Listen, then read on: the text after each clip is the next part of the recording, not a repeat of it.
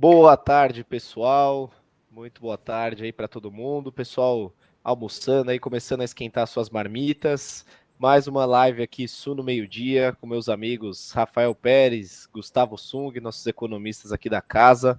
Sung de volta aí depois de 2 semanas de férias, estava aproveitando aí a viagem. Fala aí, Sung, tudo certo? Fala Vini, fala Rafa, bom estar de volta. Estamos todo vapor. Voltei numa semaninha bastante agitada e aí que a gente vai conversar um pouquinho, que temos super quarta essa semana. Exatamente, escolheu a semana certa para voltar, né? Tem decisão de juros lá nos Estados Unidos, tem aqui no Brasil, vão ter outras também. Hoje tem, se eu não me engano, no Japão.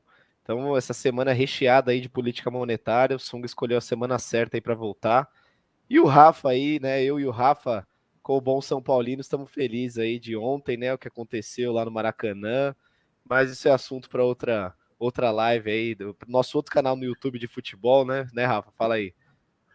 Bom, ontem foi bom, né? Mas acho que a gente tem uma. Vamos focar nos dados, né? A gente não sabe como é que como é que é o público, mas se for São Com Paulino, pode se certeza. manifestar aí que a gente dá um salve.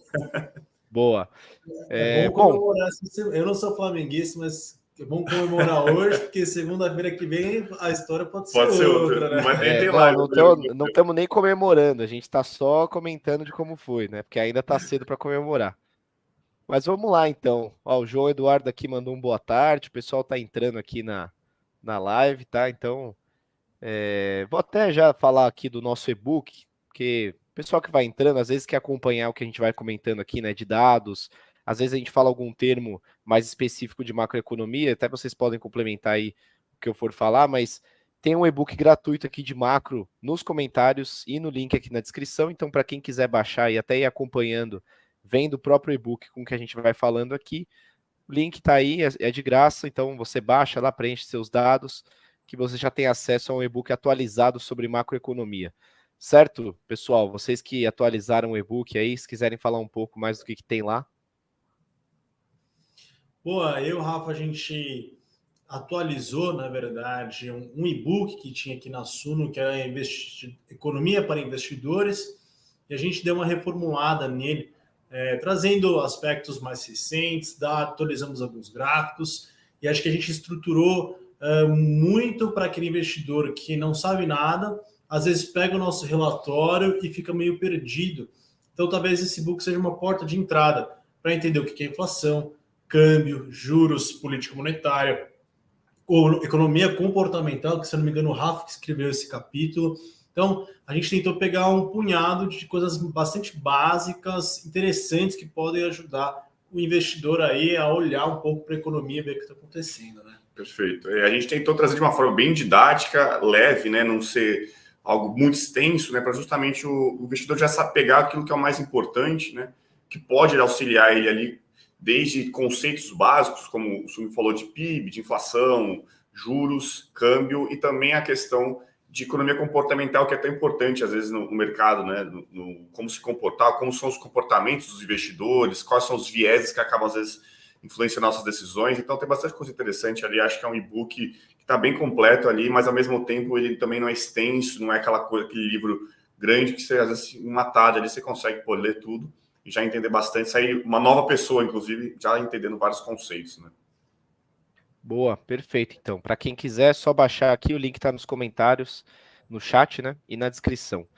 Bom, vamos falar um pouco então, antes de entrar na super quarta aí de fato, vamos falar um pouco da semana passada, né? Acho que a gente teve divulgação de dados importantes. Quer comentar um pouco sobre IPCA, Rafa? Teve dados de inflação lá norte-americanas também, né? Boa, vou até só, antes de comentar aqui, vou até falar que até o Thiago aqui ó, tá de olho aqui nas movimentações na nossa live. Deixa eu colocar aqui.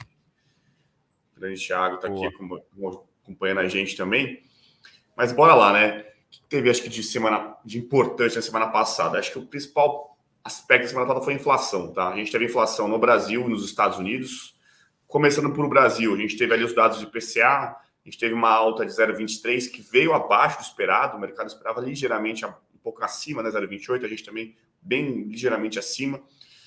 E no acumulado de 12 meses está agora em 4,60, 4,61 para ser mais exato, né? Mas acho que os pontos importantes é a composição desse IPCA, continua dando sinais positivos. Então, se a gente olhar ali a composição, inflação de serviços, bens industriais, núcleos de inflação, todos desacelerando em 12 meses, que eu acho que é o grande aspecto positivo que o Banco Central está olhando mais, cada vez mais para esses núcleos, para esses dados, para saber se eles estão desacelerando. E como eles estão nesse movimento mais benigno aí, né, acho que eles acabam ajudando esse cenário para o Banco Central continuar nesse ritmo de taxa de juros, de cortes, taxa de juros, né? Acho que está praticamente um consenso no mercado, provavelmente a gente deve ter mais um corte agora, a gente vai comentar um pouco mais depois, mas praticamente um consenso, e esse cenário de IPCA confirma muito esse quadro mais benigno, né, para a inflação brasileira, né? A gente tem outros dados também importantes, mas no geral, quando a gente olha para esse IPCA, a gente viu vários sinais bastante positivos, né? De complementar só, pessoal, a gente tem o índice cheio, como o Rafa comentou, e o primeiro desdobramento que a gente pode fazer é olhar preços administrados,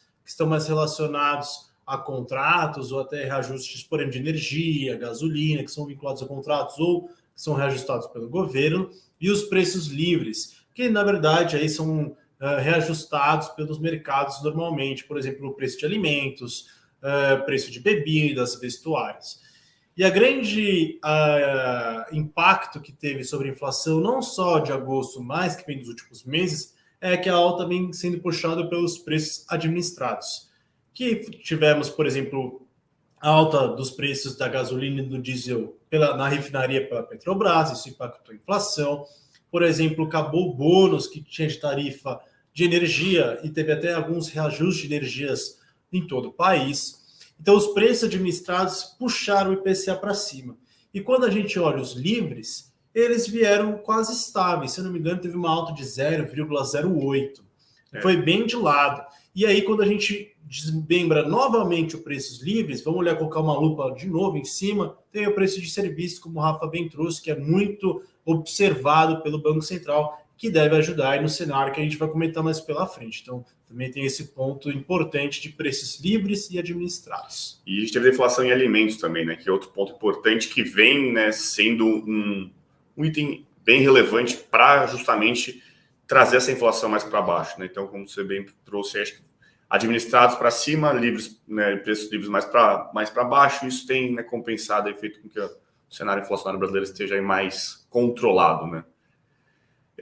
Bom, continuando aqui no Brasil, a gente teve dois dados importantes também de atividade econômica, a gente teve varejo e serviços, né? Os dois vieram acima do esperado, varejo, se eu não me engano, veio 0,7, serviços 0,5, né, de crescimento na comparação mensal.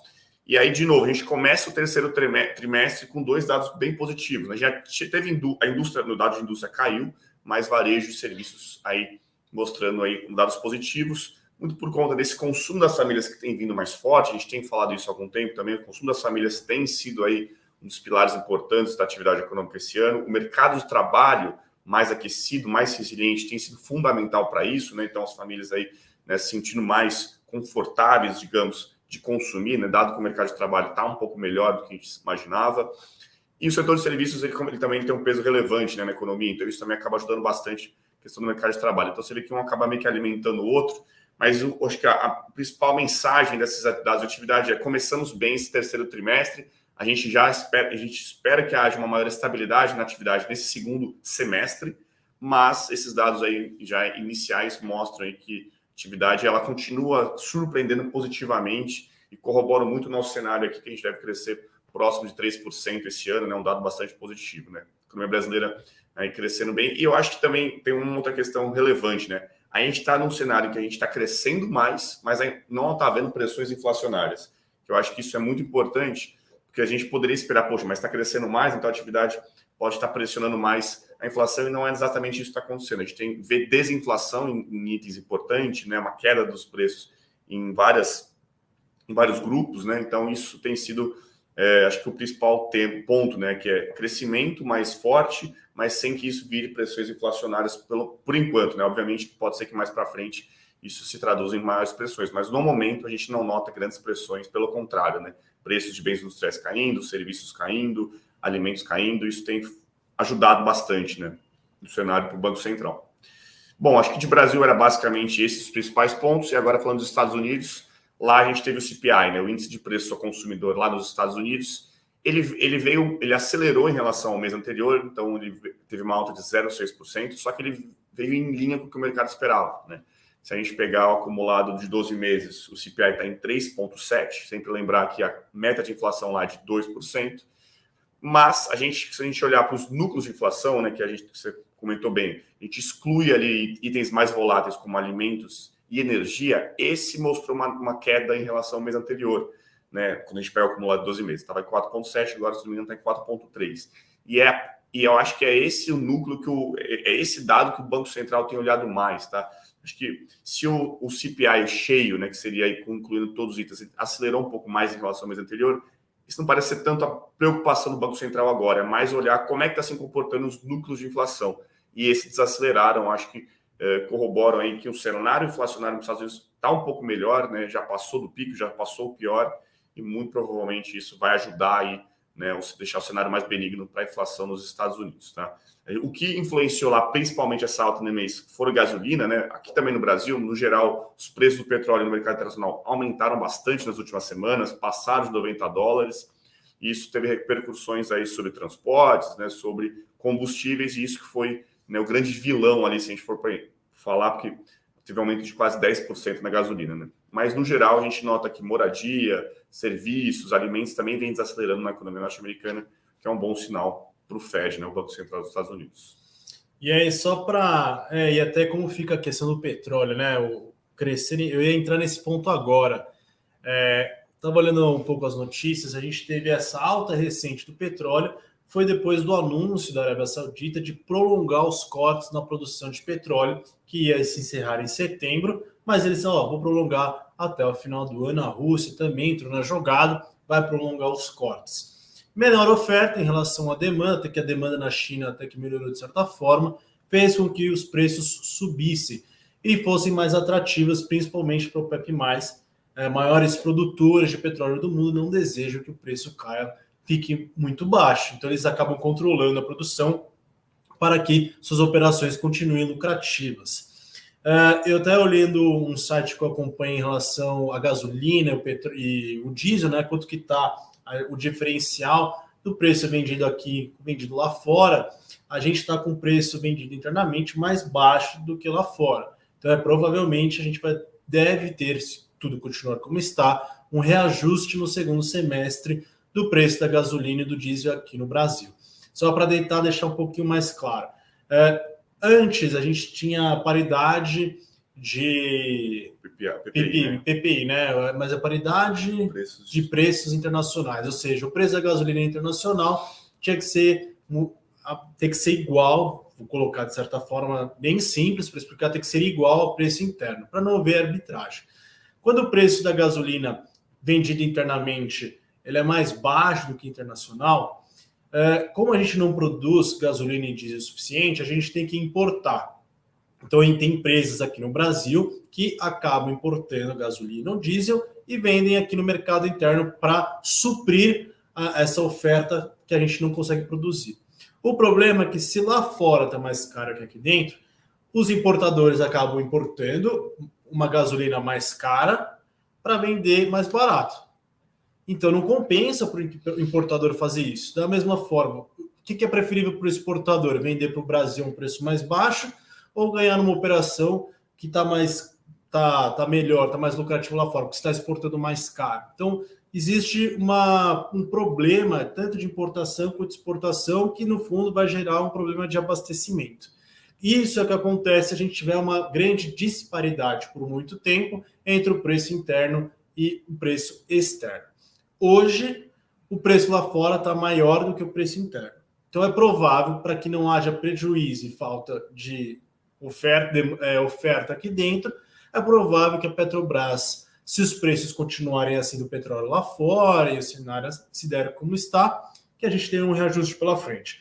Isso pode ser um fator extra para pressões inflacionárias que podem existir aqui no Brasil, mas, de novo, a gente tem que ver o tamanho do ajuste, como que vai estar o preço do petróleo até lá, mas, de qualquer forma, está no nosso radar de que pode haver um ajuste nos preços das refinarias em breve, se tudo correr como está. Só queria complementar essa questão do petróleo, né, que a gente acompanha aqui. E o petróleo ele tem uma sazonalidade, ou seja, né, no segundo semestre ele costuma ser um preço mais alto do que no primeiro semestre. Então, provavelmente, né, agora a gente está chegando aí próximo dos preços mais altos mesmo, que, enfim, no hemisfério norte com o verão, né, saindo do verão, enfim, mas a gente tem alguns aspectos que fazem com que nessa época do ano fique mais alto. Então, era esperado mesmo, né, que ficasse nesse patamar. Isso aí, obviamente, tem uma série de implicações, né, não é só no Brasil que há essa preocupação de que você aumente os preços, de que os preços de combustíveis aumentem. Lá nos Estados Unidos também tem sido um ponto, né, mas, por enquanto, por mais que isso seja mais uma pressão, ainda não parece estar no radar dos bancos centrais que isso pode mudar de forma repentina a política monetária, né? Muito provável que continue ainda, né, o plano de voo dos bancos centrais, mas esse é um risco que vai ser, obviamente, ficar no radar, né, dos bancos centrais. Porque, como você bem falou, se isso de fato começar a se mostrar o preço do petróleo começar a aumentar muito, isso começar a ter uma implicações aí sobre os preços dos combustíveis, obviamente, os bancos centrais vão ter que rever algumas questões, mas pelo menos por enquanto o Banco Central do Brasil, acho que a gente ainda está um pouco mais tranquilo aqui em relação à inflação. Boa. Vamos colocar o Focus aqui na tela, acho que até já está por aqui. Bom, quer comentar, destacar algum ponto aqui, Rafa? Acho que já está no embalo aí do IPCA também. Pô, eu acho que esse Focus de hoje, né, esse boletim Focus de hoje, ele foi bem positivo, tá? Ele trouxe, acho que algumas questões bem relevantes. Primeiramente, o IPCA, que diminuiu, né? Estava em 4,93 semana passada, caiu aí para 4,86, aí muito por conta aí desse IPCA que veio agora em agosto, melhor do que o esperado, né? Então aí o mercado acabou reajustando aí para baixo.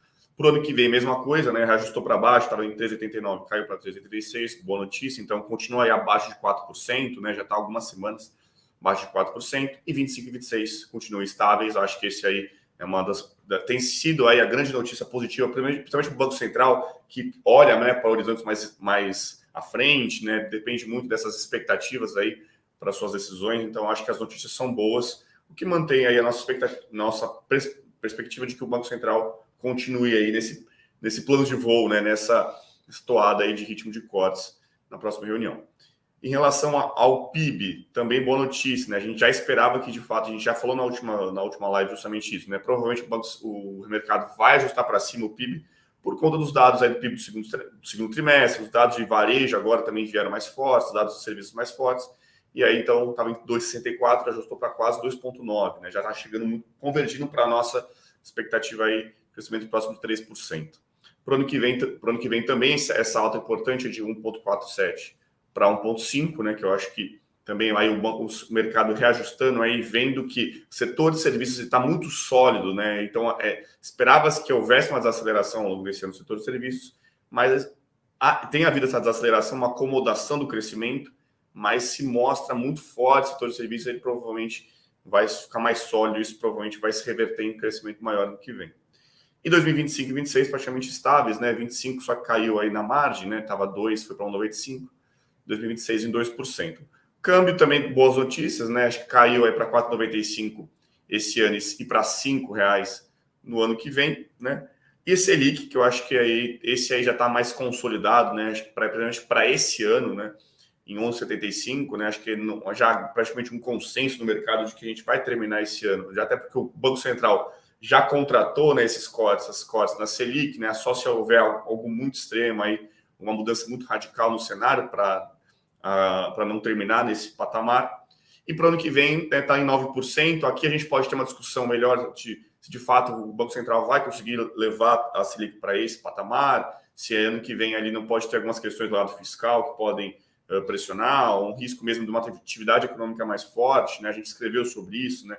A atividade econômica mais forte provavelmente diminui a possibilidade do Banco Central acelerar os cortes de juros para esse ano, né? Para o ano que vem acho que a história é um pouco diferente, mas para esse ano de acelerar esses cortes é um pouco mais difícil. Então, para 2024, acho que a grande discussão vai ser até onde consegue chegar a Selic, né? Que eu acho que vai ser o grande ponto aí de discussão entre os economistas, entre o mercado para 2024. E 25 e 26 aí estáveis em 8,5.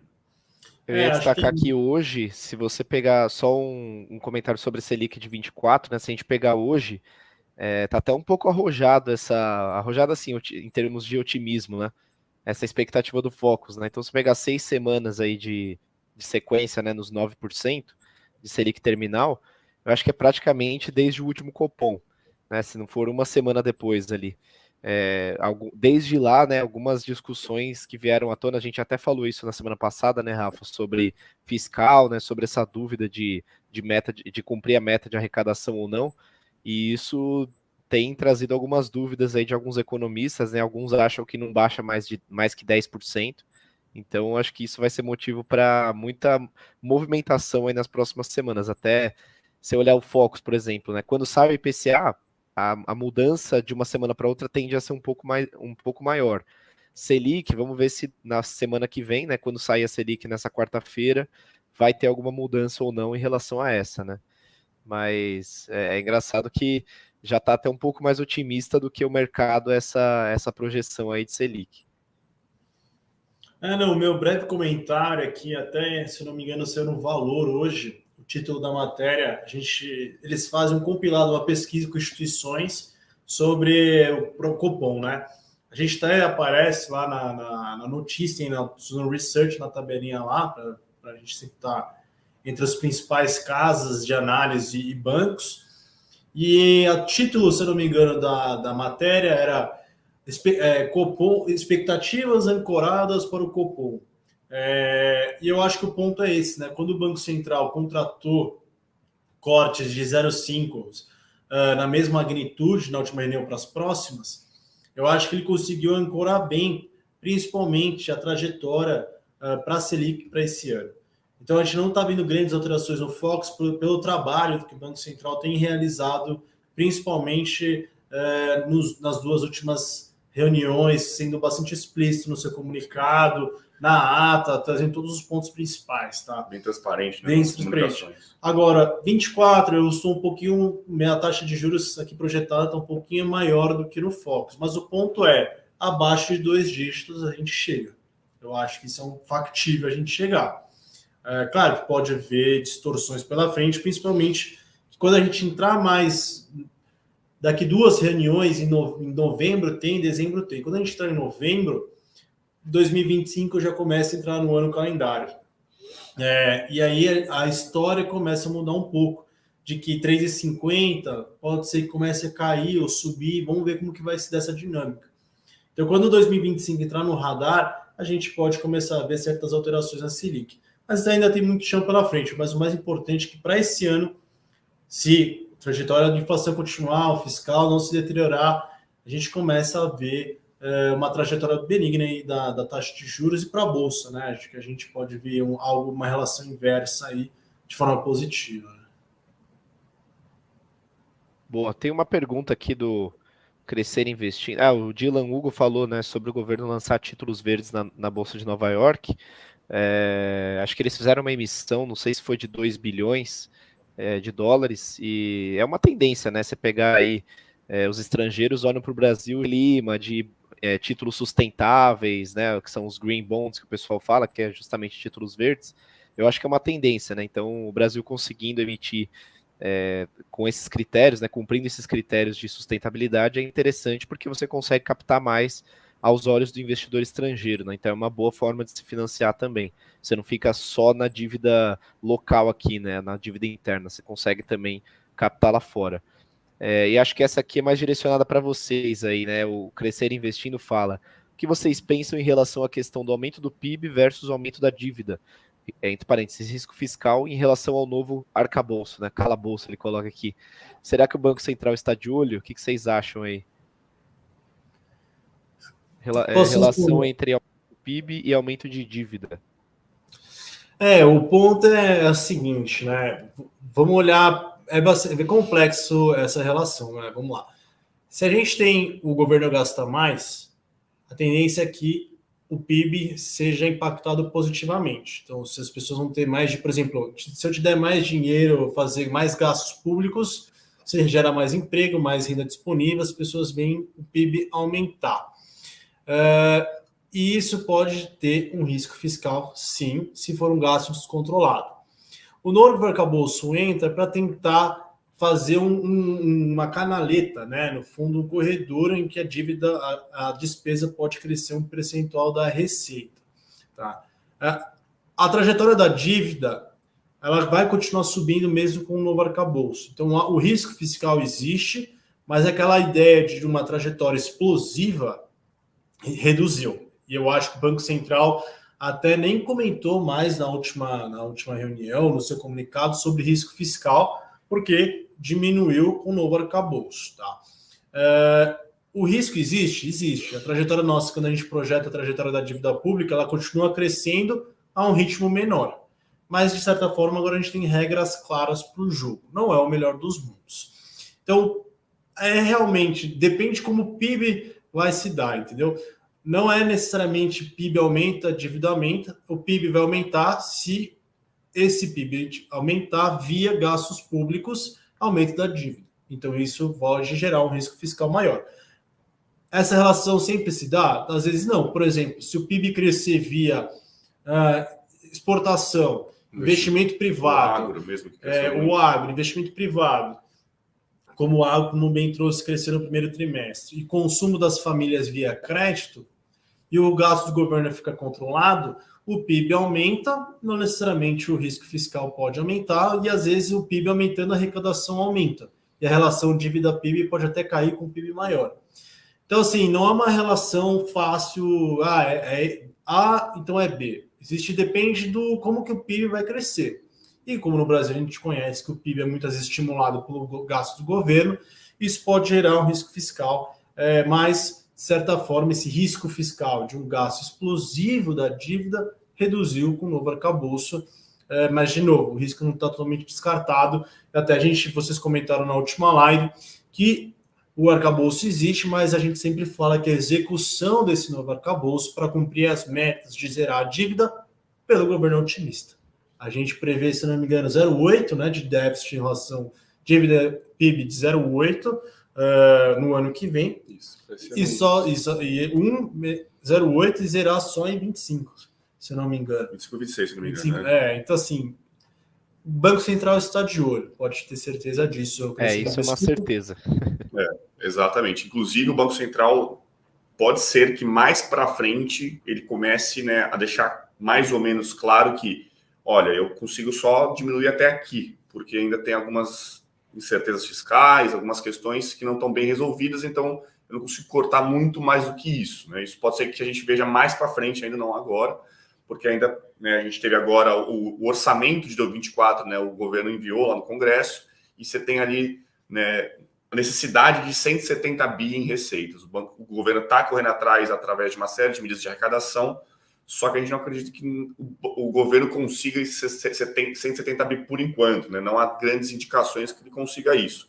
Pode ser que consiga uma parte, até metade, mas a gente ainda acredita que não. Esse eu acho que talvez seja ainda o meio que o calcanhar de Aquiles da economia brasileira, né? Porque a inflação está diminuindo, a gente está num ciclo de cortes, a economia está crescendo mais, mas ainda não está totalmente resolvida essa questão fiscal, né? Diminuiu o risco de cauda, um risco de extremo, como você falou, de um forte aumento, né, da dívida pública, apesar dela vai continuar aumentando, mas essa questão fiscal precisa estar mais bem resolvida, talvez até para o Banco Central ficar mais tranquilo e continuar os cortes até o ano que vem, né? E aí mas Pode fechar. Não, eu ia fechar, Vini, para passar a bola para você para comentar um pouco da renda fixa pós-Copom. Mas se quiser comentar desse assunto, pode ir. Eu ia falar só da pergunta aqui dele, que é muito boa, porque se você pegar também as últimas atas do Copom, né, ele, assim, do começo do ano para cá, ele tirou a questão fiscal dos riscos, né, porque antes ele colocava lá no balanço de riscos a questão fiscal, né, antes de ter o arcabouço aprovado. E aí agora ele tirou do balanço, e aí esse assunto pode voltar quando ele começar a fazer esse tipo de conta que o Rafa comentou, né? Então é legal a pergunta, porque assim, o Banco Central pode não estar de olho porque ele tirou do balanço de riscos, mas na verdade ele está porque ele não deixa de olhar todos os indicadores, né? Mas de fato, se você olhar o que ele colocava na ata antes e o que ele coloca hoje, né, o que ele colocou na última, não foi uma discussão, né, de fato. Então, foi uma pergunta boa, porque ele tirou da discussão, mas pode ser que isso volte daqui umas reuniões, né? Boa, e a gente já está nesse tema, né? Nossa expectativa aqui de um corte na taxa Selic de 50 base, levando para 12,75. É um grande consenso do mercado, ao anúncio já contratado do Banco Central na última reunião. E a gente vai ficar de olho na ata, não deve, comunicado, perdão. Deve ser muito próximo do que ser, na última reunião. Né? Sem grandes alterações, mas a gente vai ficar de olho nas projeções de inflação, que ele vai recalcular, né? Toda vez ele coloca, o hiato do produto, com esse mercado de trabalho mais pujante, esses dados de economia que o Rafa bem trouxe, talvez o hiato do produto seja menor do que a gente espera, tá? E isso, dependendo de como for, pode começar a dar um resquício, né? Bater na inflação. Então, o Banco Central está de olho nisso, e o cenário externo que está um pouquinho mais desafiador. Os bancos centrais estão subindo, tem um pouco de petróleo, como que o Banco Central está enxergando lá fora. Mas acho que são os pontos principais, sem grandes alterações. Eu queria só puxar para o Vini também para a discussão, o que ele tem. Ele escreveu um texto hoje sobre isso, né, no relatório de macro, como que ele está vendo também, puxar vocês aqui para a discussão sobre a renda fixa e o cupom. Boa. Eu acho que, dado que na última reunião, né, o Copom ele já colocou lá no comunicado que já previa, né, novos 3 aumentos de meio, meio que o mercado já se precifica dessa forma, né? De cortes, desculpa. De cortes de meio que o mercado já se precifica dessa forma, né? Então você pega a curva, tanto que, assim, quando você pega a curva antes do Copom, do dia 2 de agosto, né? E pega um dia depois, a parte curta dela, que previa cortes talvez um pouco menores, né? Não nesse ritmo de meio ponto, caiu mais do que o esperado. Então, assim, beleza, o mercado já se adaptou a essa nova precificação e fala, bom, se o Copom já está prevendo aqui 3 novos cortes de meio, eu já coloco embutido aqui no preço dos meus títulos também. Né? Isso o mercado falando. E o mercado é todo mundo, né? São os investidores institucionais, os bancos, os fundos, né? Fundos de pensão, fundos de investimento, e os investidores também, pessoa física. É que o volume é muito menor, né? A gente até falou do Tesouro na semana passada, falei aqui com o Rafa. O Tesouro Direto tem alguns bilhões, né? Acho que 120 bilhões de estoque, enquanto que o mercado de títulos públicos no Brasil é de 5,9, acho, trilhões. Então é um volume muito diferente, né? Mas o mercado é todo mundo, então todo mundo participa do mercado e a expectativa, né, na média ali era de que os cortes a curva já refletisse esses cortes. A questão acho que é mais para frente, né? Se você pegar esse ano, acho que é um pouco do que a gente falou, já está meio que dado que a gente fecha lá nos 11,75, né? Mais 3 cortes de meio. E agora para o ano que vem, eu acho que aí entra uma discussão um pouco maior, assim, porque o Focus coloca lá como 9 de Selic terminal, algumas casas eu vejo que estão em 10, outras em 10,25, 10,5, outras em 9,5, então acho que é aí que está a maior divergência, e quando a gente olha para a renda fixa, se a gente tem uma divergência de precificação, né, o título vai refletir basicamente a média do mercado. Se você espera alguma coisa diferente, é aí que você tem que entrar para ver se existe algum prêmio ali ou não, sabe? Então, vamos dar um exemplo aqui, né? Hoje um título público para 2026, um pré-fixado, por exemplo, ele paga 10 e 15% ao ano. Né? Eu vi agora há pouco, tava essa taxa, né, sendo oferecida lá no Tesouro. Se você, então assim, 10 e 15 embute uma trajetória de cortes até certo ponto da Selic, né? Isso com vencimento lá em 2026. Se você acha que o que está precificado na curva está sobreavaliado, ou seja, não vai ser mais cortes do que o que está lá, né? Vale a pena você comprar um pré, porque, pô, se a taxa terminal vai ser menor do que isso, né? Você vai ganhar dinheiro com aquela taxa sendo travada maior do que o que vai ser efetivamente. Se você não acha isso, aí não vale a pena comprar um pré, valeria a pena você comprar um pós. Então, eu acho que tudo vai do cenário em comparação ao que está precificado, né, em comparação ao mercado. Então, é o seu cenário contra o cenário do mercado. Se você acha que, se o seu cenário é exatamente o do mercado, talvez não vale a pena comprar um pré, vale mais a pena comprar um pós. Se o seu cenário é muito melhor do que o que está no mercado, talvez valha a pena comprar um pré. Então, assim, são várias nuances aí que tem que olhar. Acho que para o IPCA+, também é a mesma coisa, né? Você tem a parte pré-fixada que vai influenciar na marcação ao mercado, e eu acho que é muito do nosso cenário aqui. A gente tem o nosso cenário aqui na Suno também, acho que para quem é assinante não é nenhuma novidade. e a gente vai atualizando também, né? Porque nada é cravado, é escrito em pedra, né? O próprio Banco Central vai mudando o cenário conforme as coisas vão acontecendo, né? Conforme os dados vão sendo divulgados. Então, acho que é um pouco disso, assim. Para esse ano, eu não acho que a gente vai ter grandes novidades, porque o Banco Central não deve acelerar o ritmo de cortes, porque seria talvez meio precipitado, na minha opinião. E também não deve segurar mais do que o esperado aí, porque ele já falou na última reunião que vão ser mais 3 quartos de meio, né? A tendência é essa. Acho que é um pouco disso, assim. Boa. Eu ia trazer só agora, né, mudar um pouco aí de Brasil e a gente comentar um pouquinho de política monetária nos Estados Unidos, né? A gente vai ter também a reunião agora na quarta-feira nos Estados Unidos e só rapidamente, né, para o pessoal só mais ou menos se situar, o que a gente está esperando para os Estados Unidos? Provavelmente o Fed não deve aumentar a taxa de juros lá, tá? Já é meio que um consenso no mercado, não deve haver grandes altas, mas esse tema tem influenciado muitos mercados globais. Provavelmente é o tema que os analistas estão mais de olho no mundo inteiro. Por quê? Primeiramente, né, a política monetária dos Estados Unidos ela acaba influenciando todas as outras, todos os bancos centrais, né? Isso é um ponto relevante. E ainda não tá totalmente batido o martelo se o Banco Central lá encerrou o aumento de taxa de juros. A gente acredita que sim, mas isso ainda não existe grande parte do mercado também que não acha que pode ter batido o martelo. Por quê? Ainda você tem as reuniões dos bancos centrais, né, as decisões dos bancos centrais têm sido bastante reunião a reunião. A gente tem falado isso bastante, tem sido muito dependente dos dados. Então, a depender de como virem os dados nas próximas reuniões, pode ser que o Banco Central aumente mais uma vez, pelo menos, a taxa de juros. A gente viu que no último dado do CPI, né, do índice de inflação, veio mais favorável, né, ali é o cenário inflacionário, né, com a desaceleração de alguns itens importantes, né, os núcleos de inflação desacelerando. Então, acho que isso corrobora um pouco o nosso cenário de que deve encerrar por aqui. E, além disso, o mercado de trabalho lá, que tem sido muito olhado, né, pelos analistas, porque isso acaba se refletindo em pressões inflacionárias, né, os salários mais altos, o mercado lá começou a dar sinais de desaceleração. Né, se a gente olhar ali a criação de vagas, a taxa de desemprego aumentou, então esse foi um dado importante para o Banco Central. Mas, de novo, ainda a gente vai ser reunião a reunião, vai ter que olhar os dados de atividade. A atividade dos Estados Unidos tem vindo mais resiliente, né? Falava-se muito em recessão lá, provavelmente vai ser muito mais uma desaceleração branda. Então, isso que tem despertado aí um maior receio do mercado de que o Banco Central poderia aumentar a taxa de juros. Mas, de novo, a gente vai ter que olhar reunião a reunião, e é esse aspecto que a cada semana que sai algum dado de atividade mais forte, mais fraco, isso vai meio que ditar o humor dos mercados para ver se de fato vai aumentar ou não. E isso tem repercussões no Brasil. Não à toa a Bolsa em agosto teve uma performance muito ruim, porque ela muito mais traduzindo, né, refletindo os dados lá fora de Estados Unidos, com todas as incertezas aí em torno da política monetária.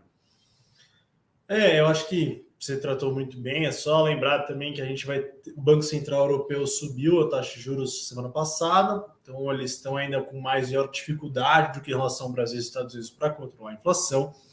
É provável que o Banco Central inglês também suba a taxa de juros esta semana. Banco Central japonês é na sexta-feira, junto com o Banco Popular da China. A gente não acompanha muito por lá, mas a gente sabe que deve manter a taxa de juros no atual nível no Japão e na China também, apesar aí de tentativas recentes do governo de dar mais estímulos para a economia. De qualquer forma, é uma semana bastante conturbada, com diversas decisões. A maioria está precificada, quando vem algo diferente aí que a gente vê mudanças ou choques nas bolsas e nos mercados. Eu acho que uma coisa que pode não surpreender, mas que vai ditar, eu acho, mais o nosso ritmo daqui também é o comunicado do Fed, né? Porque aqui, de certa forma, não que a gente está tranquilo, mas eu acho que já está um pouco mais estabilizado o cenário, já está um pouco mais dado. Lá que eu acho que está, além de ser a principal economia do mundo, eu acho que lá o comunicado, dependendo do que vier, pode acabar atrasando um pouco a gente aqui também, porque a gente pode ter feito toda a lição de casa, mas se começar a dar problema lá fora, a gente vai ser afetado também, né? Não tem jeito. Então, enfim, acho que o principal aí é ficar de olho no comunicado do FONC, que vai sair quarta às 3 horas da tarde, e às 3h30 tem a sessão de perguntas e respostas, né, com o Powell, que é o presidente. Então, vamos ficar de olho. E na própria quarta, né, vocês soltam um relatório de macro, né, falando sobre a decisão. Então, acho que para quem já está ligado ali. Que horas que sai, mais ou menos? 6h30, né? Mas assim, sempre tem aquele atraso do Banco Central. O Mas relatório sai umas 8h30, a gente deve estar soltando. A gente faz a live aqui às 7, até acabar a live, acabar de revisar, editar, a tendência que lá pelas 8 e pouco já a gente já libera. Boa. Então, decisão sai por volta das 6h30, 7 horas aí, se o Banco Central não atrasar. E depois vocês já soltam um relatório atualizando aí também os assinantes. Beleza, então. Tem só uma última pergunta aqui do Crescer Investindo, né? Essa curva acho que está falando da curva de juros, né? A curva de juros tem tendência de mudar devido à troca do presidente do Banco Central? Ou estamos de boa em relação à lei de autonomia e os desdobramentos de um novo presidente do Banco Central? No ano que vem, né, a gente tem a troca aí do presidente do Banco Central, tem algumas pessoas já falando que vai ser o Galípolo, né, que é o homem de confiança do Lula, já está na diretoria lá. Assim, sinceramente, eu não sei assim, se já tem preço na curva com essa troca, ou se ainda o mercado não está pensando muito nisso. É difícil da gente saber como que assim, a gente sabe que o pensamento do Galípolo é pró-corte de juros, né? Só que a gente não sabe até onde. Então, eu sinceramente não sei se na curva já existe uma precificação com relação a essa insegurança, né? De, vai trocar o presidente, estamos inseguros com isso ou não. Enfim, sinceramente eu não sei se... Existe a lei de autonomia do Banco Central, né? A gente sabe, mas assim... na prática, eu acho que vai depender do que o presidente novo vai começar a fazer, né? Se ele já chegar no cargo mudando tudo, querendo, né, desfazer todo o trabalho, eu acho que aí sim se torna um risco. Se não, eu acho que ficaria mais tranquilo, assim. Eu não sei dizer se já tem algum temor, um temor quanto a isso, né? Não sei a opinião de vocês.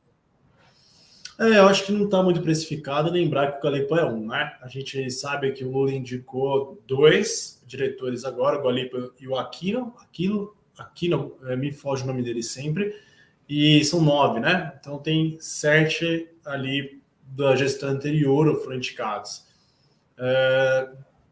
A votação foi apertada, 5-4, aí, então assim, ainda tem gente da última gestão que tem feito um trabalho muito bom, que tem um certo ponderamento muito grande.